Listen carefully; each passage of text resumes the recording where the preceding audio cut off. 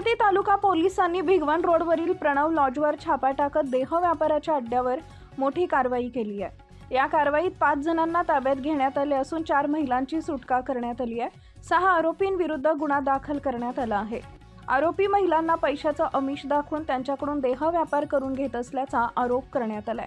Police उपनिरीक्षक धनश्री भगत यांनी याबाबत बारामती तालुका पोलीस ठाण्यात फिर्याद दिली आहे। त्यानुसार आरोपी सोमनाथ महादेव खोमने राहणार सावळ तालुका बारामती, धीरज रामभाऊ जाधव राहणार जालना, सागर संजय सोडबुके राहणार बारामती, मेराजुल जाणीफ अली राहणार गोलपारा आसाम, अफजल मजिबर रहमान हुसेन राहणार बरपेटा आसाम आणि सद्दाम जुमरुद्दीन हुसेन राहणार बरपेटा आसाम यांच्या विरुद्ध गुन्हा दाखल करण्यात आला आहे।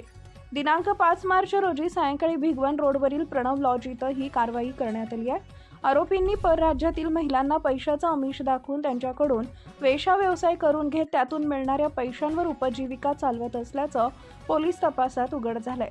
या कारवाईत पोलिसांनी आसाम येथील रहिवासी असलेल्या 3 वय वर्ष 30, वय वर्ष 21, वय वर्ष 26 आणि पश्चिम बंगाल येथील 1 वय वर्ष 22 अशा 4 महिलांची सुटका केली आहे।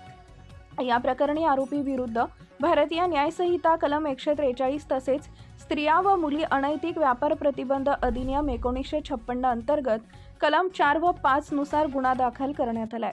या प्रकरणाचा तपास पोलीस निरीक्षक चंद्रशेखर यादव करत आहेत। या कारवाईमुळे लॉजिंग व्यावसायिकांमध्ये खळबळ उडाली आहे। ही कारवाई पोलीस अधीक्षक संदीप सिंह गिल, अपर पोलीस अधीक्षक गणेश बिरादार, उपविभागीय पोलीस अधिकारी सुदर्शन राठोड यांच्या मार्गदर्शनाखाली पोलीस निरीक्षक चंद्रशेखर यादव, पोलीस उपनिरीक्षक युवराज पाटील, धनश्री भगत, पोलीस अंमलदार नितीन ढवाण, भारत खारतोडे, दादा दराडे, निलेश वाकळे, सोनारी सूर्यवंशी, स्मिता गायकवाड, चालक अफरीन शेख, विठ्ठल तरंगे यांनी केली आहे।